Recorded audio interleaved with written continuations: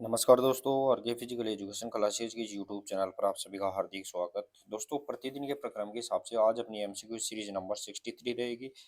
लेकिन चैनल पर पहली बार विजिट कर रहे हैं तो सभी दोस्त यहाँ पे चैनल को सब्सक्राइब कर ले और बेल आइकन को प्रेस कर ले ताकि आने वाली क्लास का नोटिफिकेशन आपको मिलता रहे। दोस्तों, अपन ने 9,999 क्वेश्चन का यहाँ पे प्रक्रम चला रखा है। उसका पार्ट नंबर यहाँ पे 63 रहेगा। मॉर्निंग सेशंस के अंदर भी अपन ने दोस्तों यहाँ पे थ्योरी क्लास चला रखी है, साथ ही में बीच में जो हम बूस्टर डोज भी ले रखे हैं और यहाँ पे करंट अफेयर से रिलेटेड क्लास भी चला रखी है। तो आप अपनी तैयारी को और भी शानदार और मजबूत करने के लिए आप लगातार चैनल से जुड़े रहे। तो दोस्तों, यहाँ पे क्लास को शुरू करने से पहले सभी दोस्तों एक बार क्लास को शेयर और लाइक कर दे, फिर लगातार अपन यहाँ पे आगे बढ़ाते हैं। आज अपना यहाँ पे 63 रहेगा पार्ट। और यहाँ पे पहला क्वेश्चन देखे दोस्तों, यहाँ पे फैक्ट बहुत इंपॉर्टेंट डाली गए हैं आपके लिए लगातार। तो यहाँ पे 63 पार्ट रहेगा। पहला क्वेश्चन है दोस्तों इसके अंदर की वार्मिंग अप का सिद्धांत निम्न में से कौन सा है। दोस्तों, which of the following principle of warming up का है वो अपने को यहाँ पे बताना है। वार्मिंग अप का सिद्धांत यहाँ पे कौन सा रहेगा। सरल से जटिल की करना चाहिए यानी सिंपल टू कॉम्प्लेक्स होना चाहिए, according to age and gender, या सिस्टमेटिक, या all of these. Warming up की बात कर रहे हैं दोस्तों अपन। और वार्मिंग अप है वो सरल से जटिल होना चाहिए, आयु लिंग के अनुसार होना चाहिए, पद्धतिबद्ध होना चाहिए। Question number 1 option number D is correct answer यहाँ पे रहेगा। तो ये अपने को यहाँ पे याद रखना है। फैक्ट है वो फैक्ट बहुत ही इंपॉर्टेंट आपके लिए लगातार डाले गए हैं दोस्तों। यहाँ पे फैक्ट आपको देखने हैं।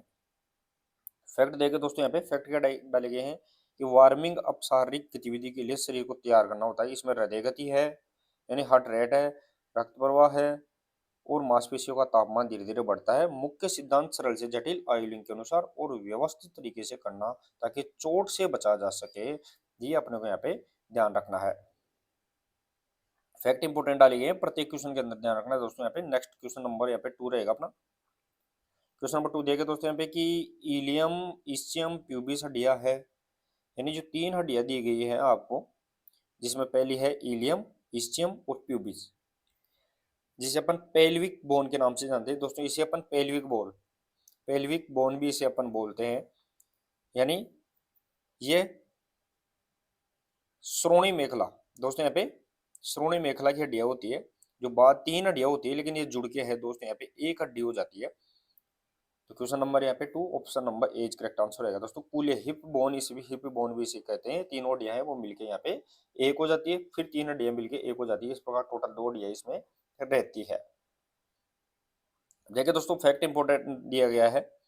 फैक्ट क्या दिया गया है कि ये जो 3 हड्डियां हैं, इस्चियम, इलियम, इस्चियम, प्यूबिस, ये किशोर अवस्था एडोलसेंस के अंदर जाके है। किशोर अवस्था में हिप बोन है वो पेल्विक भाग बनाती है।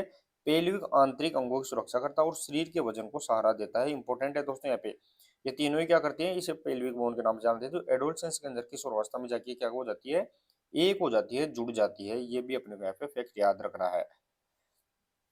नेक्स्ट और आगे क्वेश्चन नंबर 3 देखे दोस्तों। क्वेश्चन नंबर 3 रहेगा दोस्तों यहाँ पे कि वह प्रथम भारतीय महिला कौन है जिसने 400 मीटर की दौड़ में एशियन गोल्ड मेडल जीता था। एशियन गेम्स के अंदर है वो, यहाँ पे गोल्ड मेडल जीता था, वो अपने यहाँ पे बताना है। साइनी अब्राहम है, कमलजीत संधू है, सुमन रावत या पीटी उषा। क्वेश्चन नंबर 3 के अंदर बताना दोस्तों, यहाँ पे 400 मीटर के अंदर है वो एशियन गेम्स में गोल्ड मेडल जीतने वाली पहली महिला। Question number 3 option number B correct answer रहेगा दोस्तों। यहाँ पे कमलजीत संधू है वो इसका सही आंसर यहाँ पे रहने वाला है। अब देखिए दोस्तों, फैक्ट इंपॉर्टेंट है, मैं बार बार बोलता हूँ, फैक्टों को बहुत ज्यादा ध्यान देना है इसमें। तो यहाँ पे कमलजीत संधू ने 1970 के बैंकॉक एशियाई खेलों के अंदर है, ध्यान रखना दोस्तों। यहाँ पे 1970 के बैंकॉक एशियन गेम थे, उसमें महिलाओं में 400 मीटर के अंदर है वो, यहाँ पे 57.3 सेकंड के समय के साथ वह गोल्ड मेडल जीता था। और एशियन गेम्स में व्यक्तिगत स्वर्ण पदक जीतने वाली पहली भारतीय महिला यहाँ पे एथलीट बन गई थी। इंपॉर्टेंट फैक्ट है, ये आपको याद रखने हैं। नेक्स्ट और आगे देखिए दोस्तों, यहाँ पे क्वेश्चन नंबर 4 रहेगा। निम्न में से कौन सा एक युग्म गलत है। गलत कौन सा यहाँ पे युग्म है वो अपने को यहाँ पे बताना है, कौन सा यहाँ पे गलत रहने वाला है। एथलेटिक ट्रैक, एथलेटिक्स के अंदर अपन ट्रैक बोलते हैं, बेसबॉल में कोर्ट बोलते हैं, गोल्फ में कोर्स बोलते हैं, कुश्ती के अंदर रिंग बोलते हैं। तो कौन सा है जिसमें यहाँ पे मिसमैच रहेगा, इनकरेक्ट रहेगा। और जितने भी दोस्त जुड़ गए हैं सभी दोस्त एक बार क्लास को शेयर भी कर दें और यहाँ पे लाइक भी कर दें। लगातार आपके लिए इंपॉर्टेंट क्वेश्चन और साथ ही में थ्योरी क्लास आपके लिए लगातार ली जा रही है। तो आप क्लास को ज़्यादा से ज़्यादा शेयर और लाइक करते रहिए। यहाँ पे क्वेश्चन नंबर 4 रहेगा दोस्तों।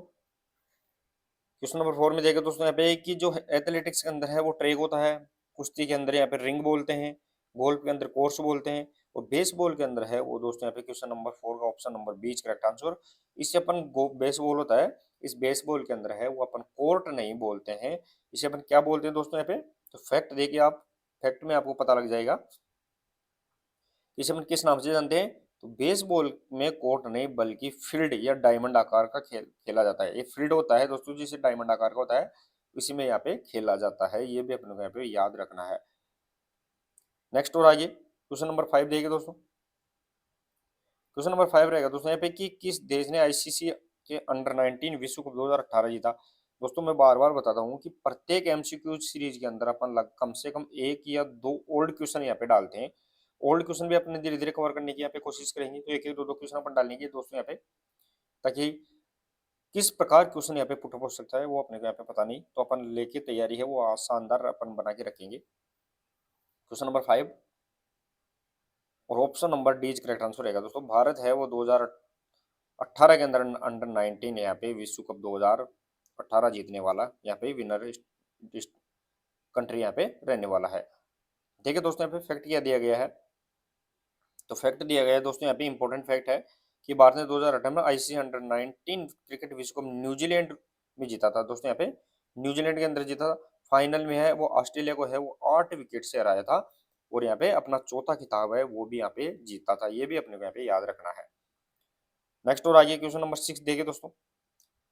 अब तो दोस्तों यहाँ पे आईसीसी का है वो यहाँ पे कौन सा खिताब जीत गया है। 2018 के बाद में भी इंडिया ने यहाँ पे अंडर 19 के अंदर यहाँ पे खिताब जीता है, तो कौन सा टाइटल यहाँ पे जीता है वो भी बताना है। अब है दोस्तों यहाँ पे क्वेश्चन नंबर 6, बाह्य प्रतिस्पर्धा है, बाह्य प्रतिस्पर्धा कौन सी होती है वो अपने को यहाँ पे बताना है, यानी एक्सटर्नल कंपटीशन की बात कर रहे हैं दोस्तों, वो अपने को यहाँ पे बताना है। इंस्टीट्यूशनल है, संस्था के अंदर होती है, संस्था के बाहर होती है, ए बी दोनों, या इनमें से कोई नहीं। तो दोस्तों इजी है, दो प्रकार की कंपटीशन यहाँ पे रहेंगे, एक एक्सटर्नल और एक इंटरनल। तो यहाँ पे जिसे एक्सटर्नल होता है उन्हें एक्स्ट्रामुलर, और यहाँ पे इंटरनल होता है उसे अपन इंट्रामुलर के नाम से जानते हैं। तो यहाँ पे एक्सटर्नल की बात कर रहे हैं जो दो संस्थाओं के बीच में यहाँ पे होता है, जिसे अपन एक्सटर्नल कंपटीशन एक्स्ट्रामुलर बोलते हैं। Question number 6 option number B correct answer रहेगा दोस्तों। यहाँ पे संस्था से बाहर आउटसाइड ऑफ इंस्टीट्यूशन है वो यहाँ पे एक्स्ट्रामुलर यहाँ पे होता है। फैक्ट भी देख सकते हैं दोस्तों, यहाँ पे फैक्ट दिया गया है कि बाह्य प्रतिस्पर्धा संस्था के बाहर आयोजित प्रतियोगिता, जैसे इंटर स्कूल हो गई, इंटर कॉलेज हो गई, राष्ट्रीय स्तर की प्रतियोगिताएं होती हैं, वो यहाँ पे कौन सी लेवल की रहेगी, तो यहाँ पे एक्स्ट्रामुलर यहाँ पे रहने वाली है। नेक्स्ट और आइए क्वेश्चन नंबर 7 देखे दोस्तों। क्वेश्चन नंबर 7, परिश्रांति के लक्षण है। परिश्रांति की बात कर रहे हैं अपन दोस्तों, यहाँ पे परिश्रांति की बात कर रहे हैं, परिश्रांति के लक्षण, सिम्टम्स ऑफ फैटिग्यू की बात कर रहे हैं अपन यहाँ पे, सिम्टम्स ऑफ फैटिग्यू की बात कर रहे हैं। अगर इंग्लिश में देखें तो यहाँ पे फैटिग्यू का मतलब होता है थकान, तो थकान की बात कर रहे हैं अपन यहाँ पे, थकान की बात कर रहे हैं दोस्तों।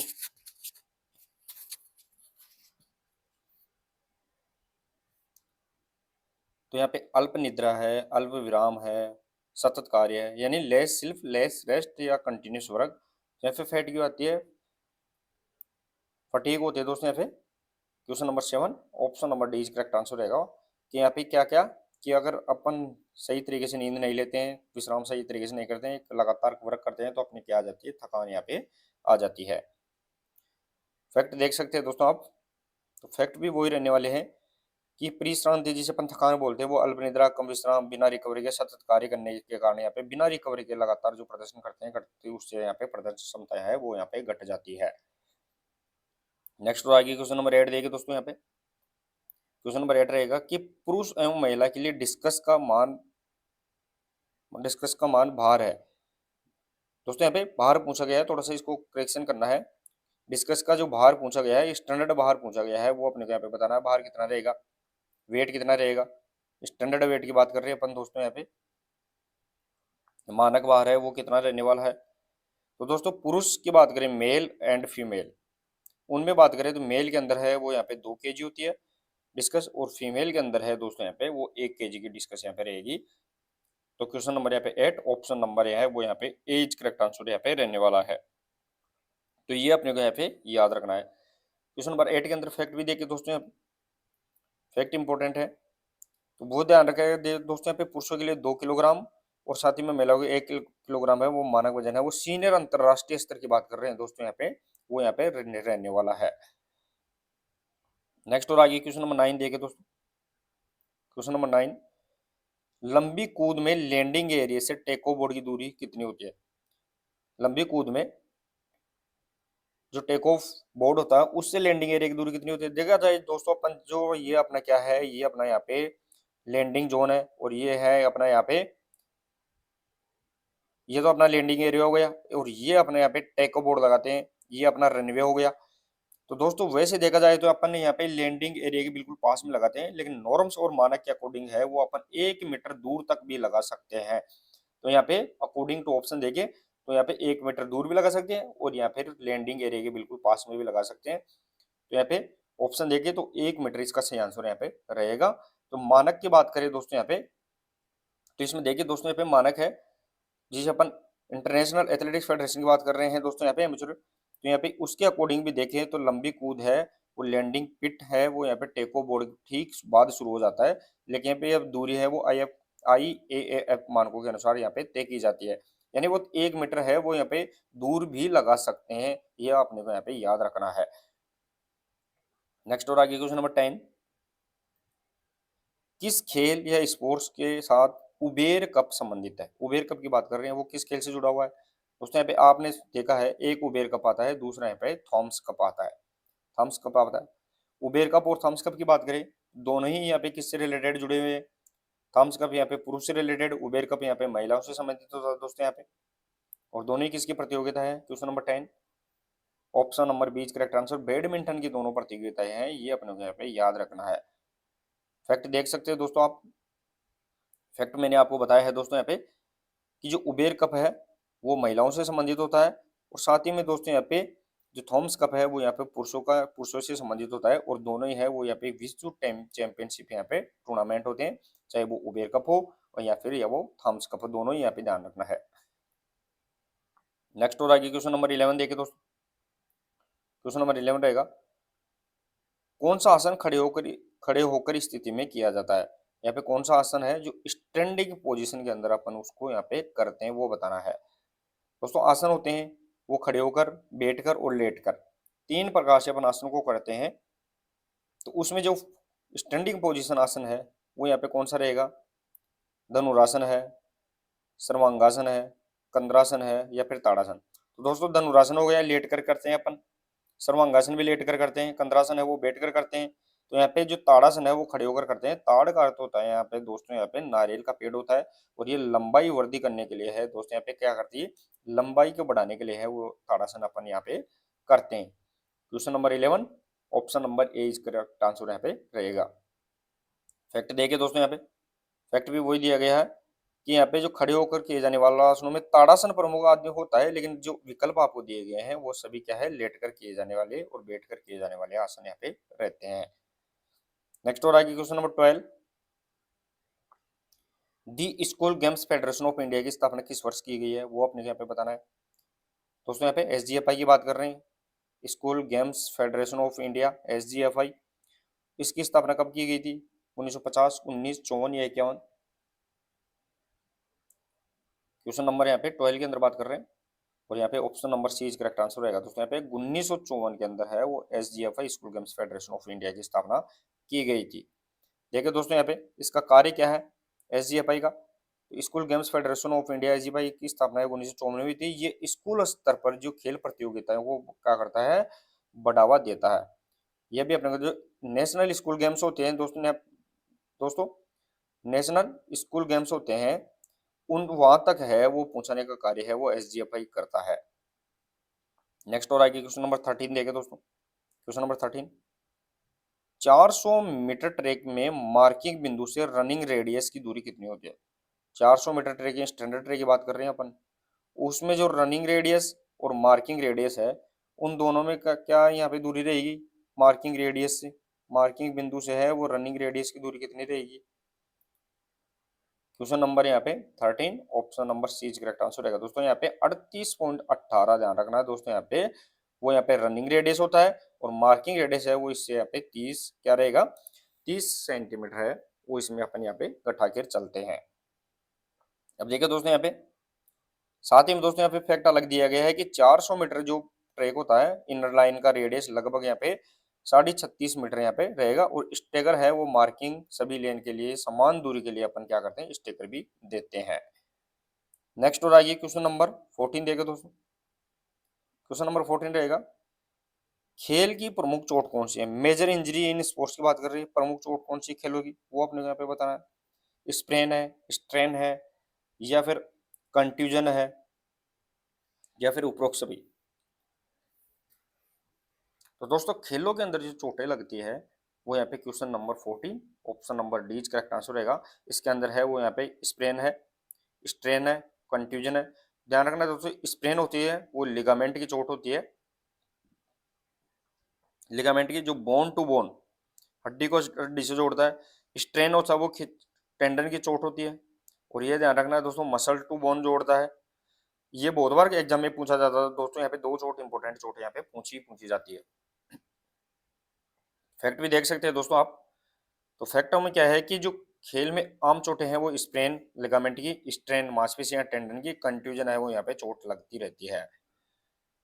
नेक्स्ट और आगे क्वेश्चन नंबर 15, निम्न निम्न किस खेल में अधिकतम शक्ति सामर्थ्य का उपयोग होता है? मैक्सिमम स्ट्रेंथ की बात कर रहे हैं दोस्तों यहाँ पे, वो यहाँ पे यूज होती है, वो कौन सा खेल है उसमें अपने को भी बताना है। स्ट्रेंथ की बात कर रहे हैं दोस्तों यहाँ पे, स्ट्रेंथ वो तीन प्रकार की, मैक्सिमम स्ट्रेंथ, एक्सप्लोजिव स्ट्रेंथ, और यहाँ पे स्ट्रेंथ एंडोरेंस होती है।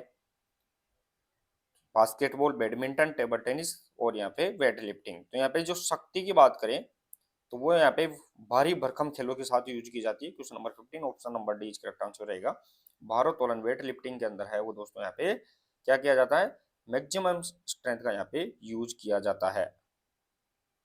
देखिए दोस्तों यहाँ पे फैक्ट क्या दिया गया है, तो फैक्ट दिया गया है कि भारोत्तोलन में अधिकतम शक्ति है जिसे अपन मैक्सिमम स्ट्रेंथ भी बोलते हैं, एब्सोल्यूट स्ट्रेंथ का उपयोग भी यहाँ किया जाता है। नेक्स्ट और आइए क्वेश्चन नंबर 16 देखे दोस्तों।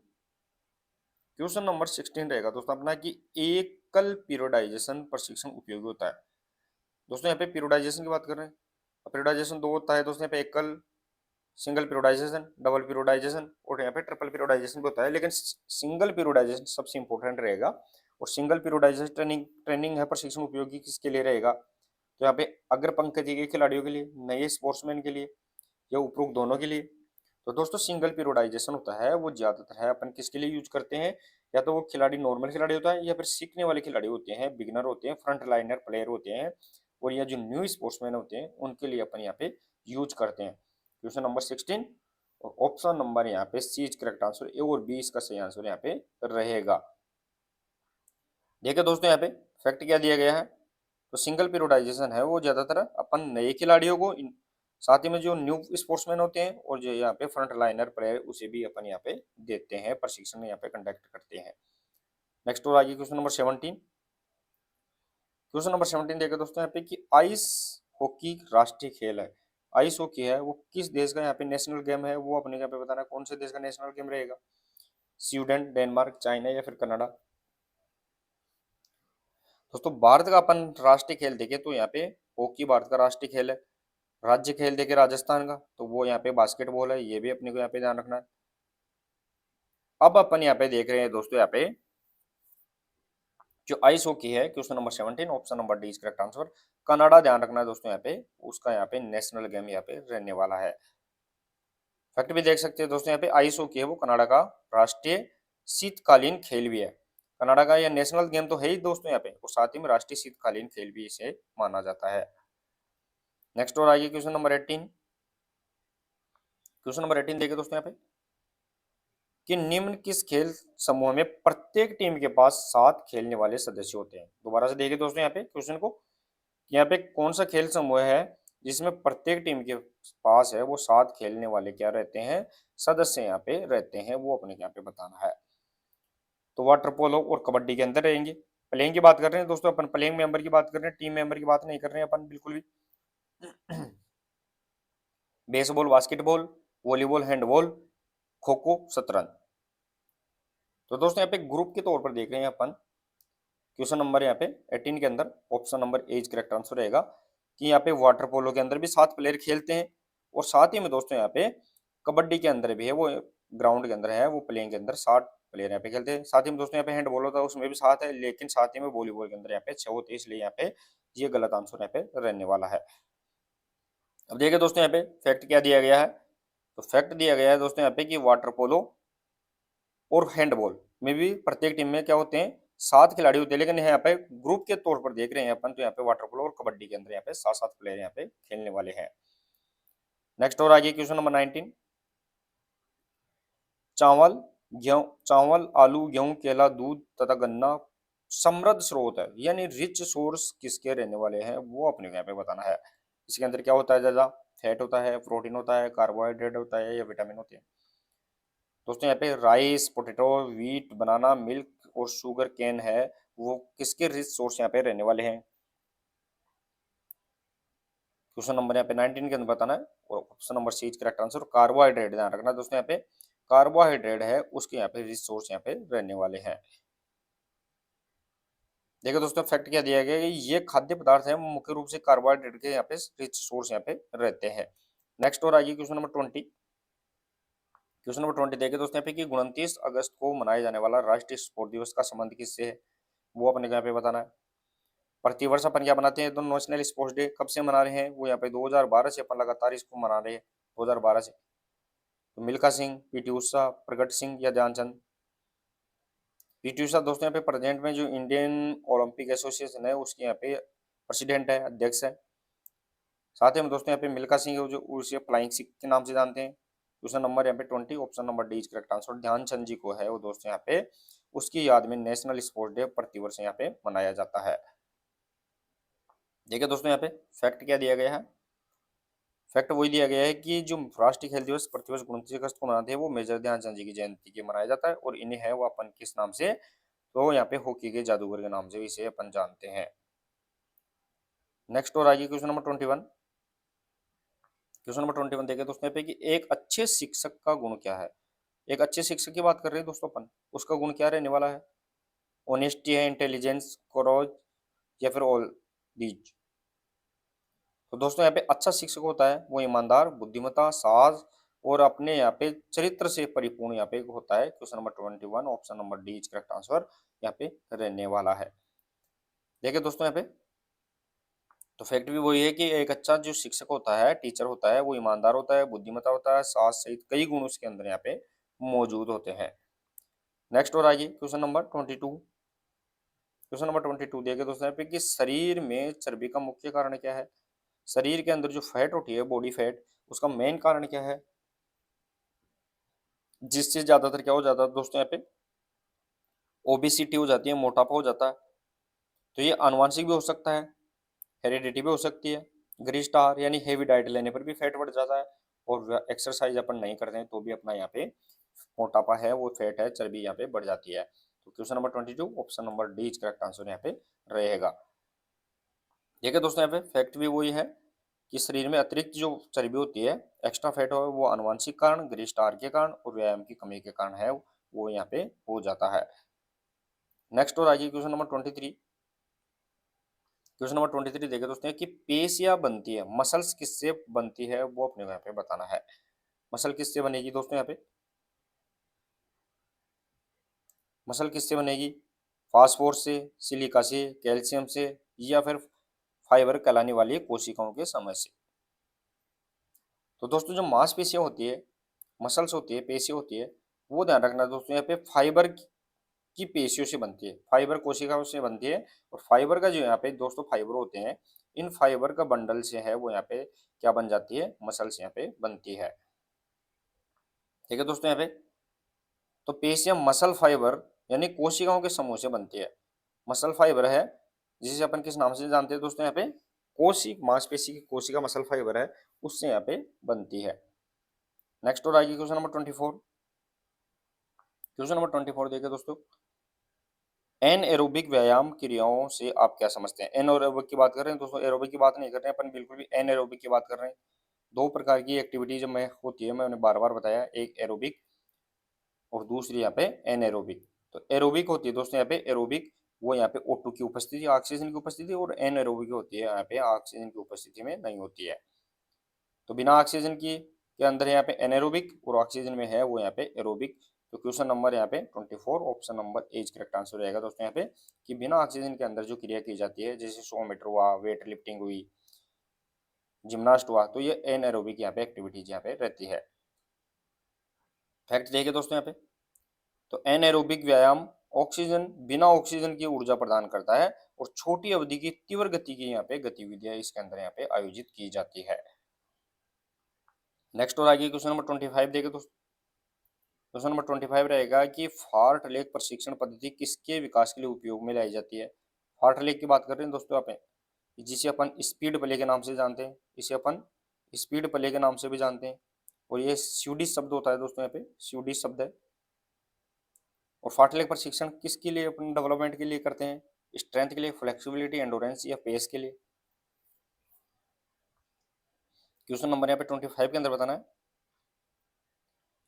Question number 25 option number C is correct answer. दोस्तों जो एंडोरेंस होता है, सहन शक्ति होती है, ध्यान रखना सहनशीलता होती है, एंडोरेंस को डेवलप करने के लिए अपन क्या करते हैं, फार्ट लेक ट्रेनिंग अपन यहाँ पे देते हैं, और इसमें खिलाड़ी क्या है, वो लगातार बिना रुके हुए अपने यहाँ पे क्रिया करता रहता है। देखिए दोस्तों यहाँ पे, तो फार्ट लेक रहेगा दोस्तों यहाँ पे, फार्ट लेक वो स्वीडिश शब्द है, स्वीडिश है, जिसे अपन स्पीड प्ले के नाम से भी जानते हैं। इसके अंदर एरोबिक और एनएरोबिक दोनों प्रकार की क्रियाएं इसके अंदर यहाँ पे की जाती है। फार्ट लेक है वो यहाँ पे एंडोरेंस और चाल स्पीड के विकास के लिए उपयोगी यहाँ पे रहता है। नेक्स्ट और आइए क्वेश्चन नंबर 26 देखें दोस्तों। निम्नलिखित कौन सा कारक है वो शारीरिक फिटनेस को प्रभावित करता है, कौन सा है जो फिजिकल फिटनेस है उसको यहाँ पे प्रभावित करता है, इफेक्ट करता है, वो अपने को यहाँ पे बताना है दोस्तों यहाँ पे। आनुवांशिकता तथा पर्यावरण यानी heredity and environment, diet and body structure हो गया, हैबिट्स एंड एक्सरसाइज हो गई। तो कौन सा कारक रहेगा जो फिजिकल फिटनेस को सबसे ज़्यादा प्रभावित करता है, तो दोस्तों यहाँ पे हेरिडिटी और एनवायरमेंट ये भी प्रभावित करेगा, डाइट एंड यहाँ पे बॉडी स्ट्रक्चर होता है वो भी प्रभावित करता है, और साथ ही में दोस्तों हैबिट और एक्सरसाइज है वो भी इसको प्रभावित करती है। Option number D correct answer है यहाँ पे, क्वेश्चन नंबर 26 का यहाँ पे रहने वाला है। तो देखिए दोस्तों यहाँ पे सबसे ज्यादा वही बात है कि यहाँ पे शारीरिक फिटनेस है वो आनुवंशिकता भी प्रभावित करती है, पर्यावरण प्रभावित करता है, डाइट प्रभावित करती है, हैबिट्स से यहाँ पे, और एक्सरसाइज है वो यहाँ पे इसको प्रभावित यहाँ पे करती है। नेक्स्ट और आगे क्वेश्चन नंबर 27, हृदय निर्गम को बढ़ाया जा सकता है, यानी कार्डियक आउटपुट की बात कर रहे हैं दोस्तों, इसको कैसे इंक्रीज अपन कर सकते हैं कार्डियक आउटपुट को। दोस्तों कार्डियक आउटपुट की बात कर रहे हैं दोस्तों, यहाँ पे स्ट्रोक वॉल्यूम होती है, वो स्ट्रोक वॉल्यूम कितनी है अपनी, तो 70 ml है वो यहाँ पे प्रत्येक स्ट्रोक वॉल्यूम यहाँ पे रहेगी। और कार्डियक आउटपुट है वो लगभग यहाँ पे कितना हो जाता है दोस्तों, यहाँ पे 5 लीटर के लगभग है, वो 5 लीटर के लगभग है वो अपना यहाँ पे कार्डियक आउटपुट रहता है। तो प्रत्येक स्ट्रोक के अंदर 70 ml निकलते हैं, इसको अपन किस प्रकार बढ़ा सकते हैं, तो हृदय गति दर बढ़ाकर, यानी इंक्रीज हार्ट रेट को अपन करके, हृदय घात बढ़ाकर, घात की संख्या बढ़ाकर, यानी इंक्रीज स्ट्रोक वॉल्यूम को, या उपरोक्त सभी। क्वेश्चन नंबर 27 के अंदर बताना दोस्तों।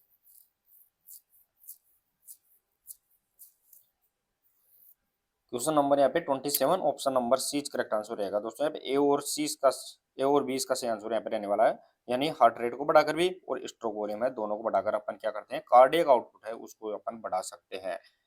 अब देखिए दोस्तों यहाँ पे फैक्ट दिया गया है, तो फैक्ट क्या दिया गया है दोस्तों यहाँ पे, कि कार्डियक आउटपुट किसे कहते हैं, तो heart rate multiply stroke volume को अपन कार्डियक आउटपुट के नाम से जानते हैं, और इसके द्वारा है दोस्तों यहाँ पे क्या करते हैं, तो हृदय गति और साथ ही में स्ट्रोक वॉल्यूम दोनों को बढ़ाकर है वो यहाँ पे बढ़ाया जा सकता है, किसको यहाँ पे, तो यहाँ पे कार्डियक आउटपुट को बढ़ाया जा सकता है। नेक्स्ट और आगे क्वेश्चन नंबर 28 देखें दोस्तों। गति के पूर्ण प्रास में जॉइंट्स को चलाने की क्षमता क्या कहलाती है। गति के पूर्ण प्रास की बात कर रहे हैं दोस्तों, यहाँ पे फुल रेंज ऑफ मोशन की बात कर रहे हैं अपन, यहाँ पे full range of motion, joints का पूरा यहाँ पे फैलाव है वो किस, ये जॉइंट है, जॉइंट की दोनों हड्डियां आगे फैल रही है, उसे अपन किस नाम से यहाँ पे जानेंगे, स्ट्रेंथ, प्ले, फ्लेक्सिबिलिटी या एंडोरेंस। जोड़ का पूर्ण प्रास, पूरे यहाँ पे जोड़ की अधिकतम क्षमता तक खींचना है वो पूर्ण प्रास यहाँ पे कहलाता है। तो यहाँ पे किसके कारण हो सकता है, question number 28 option number C correct answer, यहाँ पे फ्लेक्सिबिलिटी, लचीलेपन के कारण है दोस्तों, यहाँ पे अपन पूर्ण प्रास यहाँ पे कर सकते हैं। तो देखिए दोस्तों यहाँ पे, तो लचीलापन फ्लेक्सिबिलिटी है वो जोड़ों की पूर्ण गति की सीमा में चलाने की क्षमता यहाँ पे रखता है, उसको ज्यादातर है मैक्सिमम सीमा तक है उसको यहाँ पे खोलने यहाँ पे बंद होने की क्षमता यहाँ पे रखता है। नेक्स्ट हो रहा है क्वेश्चन नंबर 29। 29 देखे दोस्तों यहाँ पे कि पाचन में आहार ग्रहण करने की प्रक्रिया जानी जाती है। आहार को ग्रहण करने की प्रक्रिया है वो किस नाम से जानी जाती है? दोस्तों पाचन है वो 5 चरणों में होता है। अपन ने जो थ्योरी क्लास ली थी उसमें अब मैंने ढंग से डिटेल से समझाया था, उसके अंदर यहाँ पे पाचन 5 चरणों में होता है। भोजन को अंदर लेना, ये उसे अपन इंटेक के नाम से जानते हैं दोस्तों, यहाँ पे इंजेक्शन के नाम से। फिर डाइजेशन होता है, फिर अवशोषण होता है, फिर यहाँ पे समांगीकरण होता है, एक्सिमिलेशन, और लास्ट में यहाँ पे जिसे निष्कासन के नाम से, एजेक्शन के नाम से जानते हैं। तो यहाँ पे 5 चरण होते हैं। तो जो अंदर लेते हैं उन्हें उससे अपन इंजेक्शन के नाम से जानते हैं। क्वेश्चन नंबर यहाँ पे 29 ऑप्शन नंबर है वो यहाँ पे ए सही आंसर यहाँ पे रहने वाला है। देखिए दोस्तों यहाँ पे फैक्ट क्या दिया गया है, तो फैक्ट भी वही दिया गया है दोस्तों यहाँ पे कि जो अंतःग्रहण है वो पाचन तंत्र में आहार ग्रहण करने की प्रक्रिया होती है, यानी इनटेक करने की क्रिया है। फूड को इनटेक करने की क्रिया को अपन इंजेक्शन के नाम से यहाँ पे जानते हैं। नेक्स्ट और आगे क्वेश्चन नंबर 30।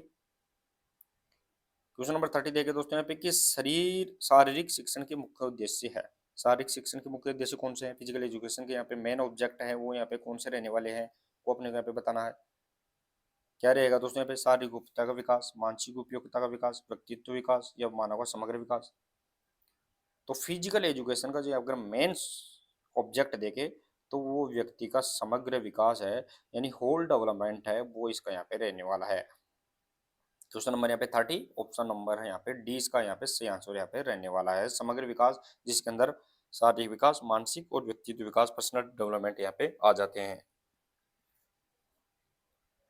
नेक्स्ट और आगे देखिए दोस्तों यहाँ पे फैक्ट भी देख सकते हैं। तो व्यक्ति का यहाँ पे समग्र विकास में मुख्य उद्देश्य यहाँ पे रहता है। नेक्स्ट आगे क्वेश्चन नंबर 31।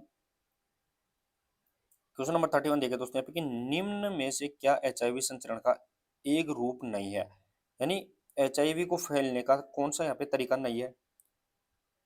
एचआईवी जिसे अपन ह्यूमन इम्यूनो वायरस के नाम से जानते हैं दोस्तों, यहाँ पे ह्यूमन इम्यूनो वायरस के नाम से जानते हैं। ये एड्स का वायरस है दोस्तों यहाँ पे। तो यहाँ पे यौन सेक्सुअल कॉन्टेक्ट के कारण है वो यहाँ पे एचआईवी बढ़ जाता है। साथ ही में दोस्तों यहाँ पे फ्रॉम मदर टू चाइल्ड है वो भी बढ़ जाता है, एचआईवी बढ़ता है। रक्त संचरण ब्लड ट्रांसमिशन के कारण भी है वो यहाँ पे एचआईवी हो जाता है। लेकिन अगर एचआईवी ग्रस्त व्यक्ति से अगर हाथ मिलाते हैं तो उससे है वो यहाँ पे एचआईवी नहीं होता है। यहाँ पे कौन सा ऑप्शन रहेगा? Option number C is correct answer यहाँ पे क्वेश्चन नंबर 31 का यहाँ पे रहने वाला है। देखिए दोस्तों, तो एचआईवी है वो यहाँ पे हाथ मिलाने से नहीं फैलता है, साथ ही में ये यौन संपर्क से भी फैलता है, रक्त से भी फैलता है, और माता से है वो शिशु को भी फैल जाता है। नेक्स्ट हो रहा है क्वेश्चन नंबर 32। बाइसेप्स, ट्राइसेप्स और ब्रेंकियोलियस स्पेसिया है वो कहाँ स्थित होती है, वो अपने को यहाँ पे बताना है। बाइसेप्स की बात करें, ट्राइसेप्स की बात करें, तो ये कहाँ होती है दोस्तों यहाँ पे, ये अपने को यहाँ पे बताना है। तो देखिए दोस्तों, ये अपना क्या है, हाथ वाला भाग है, हाथ का भाग है। इसमें ये अपना अपर आर्म, ये लोअर आर्म, और ये यहाँ पे अपना फोल्डिंग की बात कर रहे हैं दोस्तों अपन। ये अपना अपर आर्म है, उसमें सामने की तरफ बाइसेप्स, पीछे की तरफ है वो ट्राइसेप्स, और इसे कोहनी के पास में है ब्रोंकोरेडियल्स यहाँ पे मसल्स यहाँ पे पाई जाती है।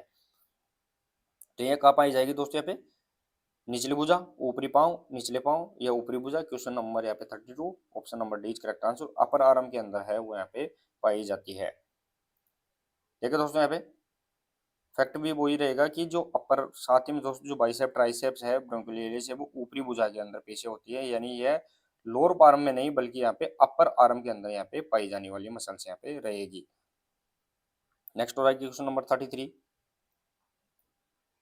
सेवा अयोग्य वस्तुओं को भट्ठे खाते में डालने के लिए कौन सी कमेटी बनाई जाती है? अब देखिए दोस्तों, यहाँ पे थोड़ा सा लैंग्वेज का थोड़ा सा चक्कर है इसके अंदर। ऐसी लैंग्वेज है ज्यादातर यहाँ पे डीएसएसबी एग्जाम में पूछी जाती है।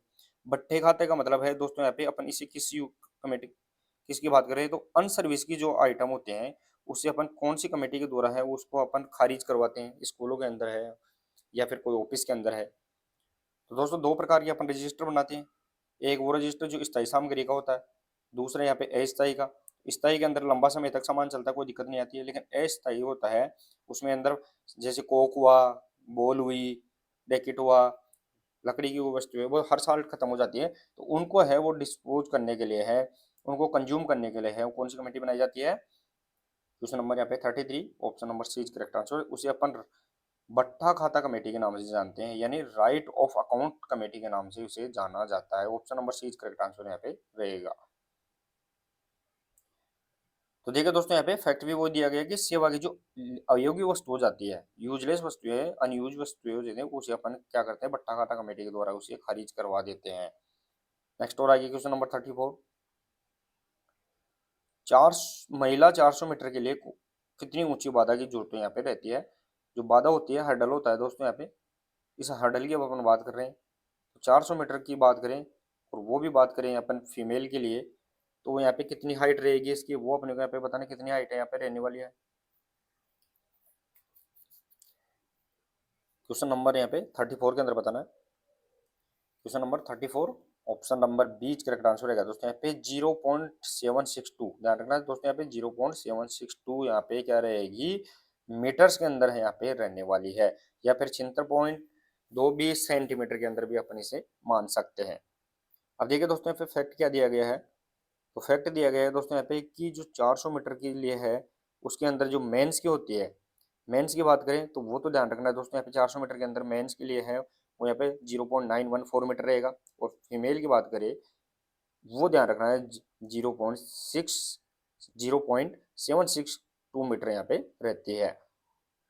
इंचेज में भी है वो यहाँ पे 30 इंच है, ये भी अपने को यहाँ पे याद रखना है।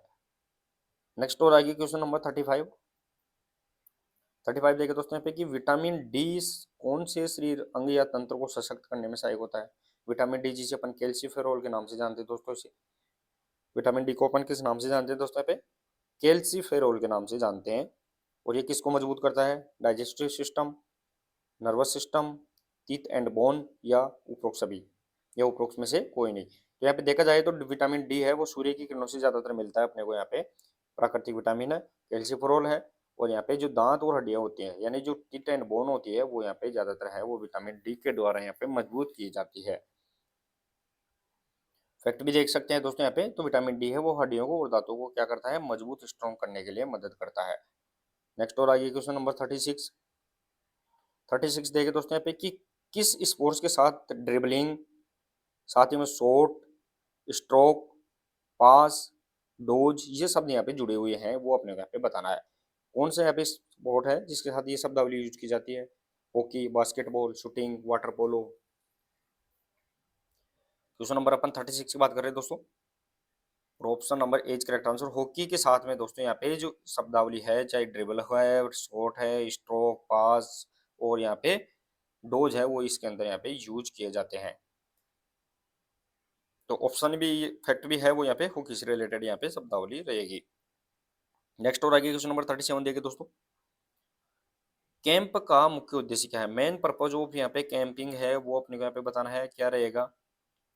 लोगों को सिखाना, जंगल में रहना, घर के बाहर रहना, ये इनमें से कोई नहीं। तो दोस्तों देखा जाए तो अपन घर के बाहर तो इस कैंपिंग के अंदर रहते ही रहते हैं, ये भी सही है, लेकिन अपना जो मेन पर्पज पूछा गया है तो वो यहाँ पे टीचिंग, इसका मेन पर्पज यहाँ आता है डूइंग बाई लर्निंग। इसका यहाँ पे देखा जाए तो डूइंग बाई लर्निंग है, यानी करके सीखना है, लोगों को सिखाना है, वो इसका मेन पर्पज यहाँ पे रहता है। Option number A is correct answer यहाँ पे रहेगा। देखिए दोस्तों यहाँ पे, तो यहाँ पे जो कैंप का मुख्य उद्देश्य है वो लोगों को क्या करना है, सिखाना, कौशल का विकास, स्किल डेवलपमेंट है वो उसको यहाँ पे सबसे इंपॉर्टेंट यहाँ पे फैक्ट रहेगा। नेक्स्ट और आगे क्वेश्चन नंबर 38, क्वेश्चन नंबर 38 रहेगा दोस्तों यहाँ पे कि निम्न में से क्या श्वसन तंत्र का एक अंग नहीं है? रेस्पिरेटरी का यहाँ पे कौन सा ऑर्गन नहीं है वो अपने को यहाँ पे बताना है, पार्ट नहीं है। माउथ ओपनिंग है, नोस्ट्रिल है, लंग है, या ट्रेके है? तो दोस्तों अपन जो श्वसन तंत्र होता है, तो ये अपना श्वसन तंत्र है दोस्तों, मान लो यहाँ से मुख से स्टार्ट हो जाता है, और साथ ही में ये अपने लंग्स हो गए, दोनों तरफ फेफड़े हो जाते हैं दोस्तों यहाँ पे। तो यहाँ पे मुख से मेन होता है वो माउथ है, वो यहाँ पे डाइजेस्टिव सिस्टम का मेन पार्ट होता है। अपन नोस्ट्रिल होता है, नाक हो गए, लंग हो गए और ट्रेके हो गए। हालांकि अपन मुख से श्वास लेते हैं, लेकिन इसका जो मेन पर्पज होता है वो डाइजेस्टिव सिस्टम से संबंधित होता है। Question number 38, option number A correct answer रहेगा दोस्तों। मुख या माउथ है वो यहाँ पे इससे रिलेटेड यानी श्वसन तंत्र से संबंधित नहीं होता है। तो देखिए दोस्तों यहाँ पे फैक्ट भी दिया गया है, कि जो मुख होता है, तो मुख छिद्र वो मुख्य रूप से है वो पाचन तंत्र का अंग ही होता है, बल्कि श्वसन तंत्र में है वो नथुने, नोस्ट्रिल, ट्रेकिया और लंग यहाँ पे आते हैं। नेक्स्ट और आइए क्वेश्चन नंबर 39 देखे दोस्तों। हेप्टाथलन में कितने इवेंट होते हैं? दोस्तों यहाँ पे हेप्टाथलन की बात कर रहे हैं और ये इसमें कितने इवेंट होते हैं वो अपने को यहाँ पे बताना है। हेप्टाथलन है ये फीमेल से रिलेटेड दोस्तों यहाँ पे इवेंट होता है और इसके अंदर यहाँ पे कितने इवेंट होंगे? तो क्वेश्चन नंबर यहाँ पे 39, ऑप्शन नंबर यहाँ पे ध्यान रखना है दोस्तों, यहाँ पे डी करेक्ट आंसर। 7 इवेंट होते हैं वो हेप्टाथलन के अंदर यहाँ पे होते हैं। फैक्ट देखिए दोस्तों यहाँ पे, फैक्ट इंपॉर्टेंट है, कौन कौन से रहेंगे? तो हेप्टाथलन के अंदर देखे जाए तो 7 इवेंट कंसिडर करवाते हैं और ये वोमेन्स का ओलंपिक इवेंट रहेगा दोस्तों, यहाँ पे ये भी महिलाओं का इवेंट है। इसके अंदर पहले दिन है वो क्या क्या आएगा? तो 100 मेडल है, 100 मीटर हर्डल हो गई, high jump, shot put, 200 metre long jump, javelin throw और 800 मीटर। इस प्रकार है वो टोटल क्या आया? और 7 इवेंट है वो इसके अंदर यहाँ पे आते हैं। हेप्टाथलन के अंदर यहाँ पे 7 इवेंट यहाँ पे रहते हैं। साथ ही में दोस्तों डेकेथलॉन की देखें तो डेकेथलॉन के अंदर भी है वो यहाँ पे कितने 10 इवेंट यहाँ पे आते हैं। नेक्स्ट और आगे क्वेश्चन नंबर 40 देखे दोस्तों। क्वेश्चन नंबर 40, विहार का अर्थ क्या है? द मीनिंग ऑफ विहार की बात कर रहे हैं अपन दोस्तों। ये क्वेश्चन अपन 2-3 बार प्रश्नोत्तरी के अंदर डाल चुके हैं, तो इसका अर्थ क्या रहेगा? विहार का अर्थ क्या है? फुर्सत का उपयोग, यानी टू यूटिलाइज लाइजर टाइम, आमोद प्रमोद करना, एंजॉय, कोई कार्य नहीं करना और यहाँ पे घुड़सवारी करना। तो विहार का अर्थ देखा जाए तो विहार का अर्थ यहाँ पे क्या रहेगा दोस्तों? यहाँ पे फुर्सत का उपयोग, यानी टू यूज लाइजर टाइम। लाइजर की बात करें दोस्तों, अवकाश के समय का सदुपयोग है वो अपन करते हैं, उसे अपन लाइजर बोलते हैं।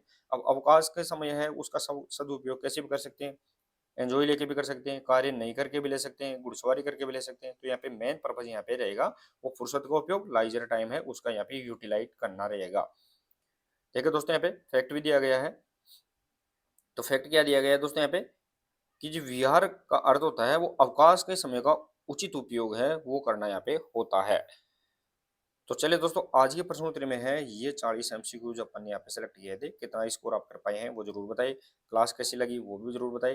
अगर क्लास अच्छी लगी हो तो क्लास को शेयर और लाइक जरूर करिए। और लास्ट में है क्लास खत्म होने के बाद में है वो यहाँ पे स्लाइड करके है वो आप हाइप भी कर सकते हैं। तो मिलते हैं दोस्तों नेक्स्ट इंपॉर्टेंट क्लास के साथ, तब तक के लिए धन्यवाद। Thank you so much.